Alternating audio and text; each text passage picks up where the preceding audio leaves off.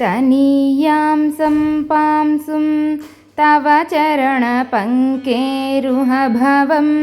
विरिञ्चिः सञ्चिन्वन् विरचयति लोकानविकलं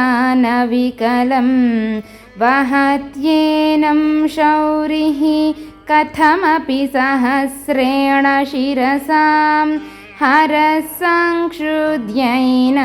भजति भसितोद्धूलनविधिं। శ్రీమాత్రే నమః. తలపెట్టిన అన్ని కార్యక్రమాల్లోనూ అన్ని చోట్ల కూడా విజయాన్ని సాధించడానికి ఈ శ్లోకాన్ని 1000 సార్లు పారాయణ చేసుకుని క్షీరాన్నాన్ని కానీ చక్కెర పొంగుని కానీ అమ్మవారికి నైవేద్యంగా పెట్టాలి. ఈ విధంగా మనము 45 రోజులు చేసిన తర్వాత 45వ రోజున యథాశక్తిగా ఎవరికైనా ఒకరికి భోజనాన్ని పెట్టాల్సి ఉంటుంది.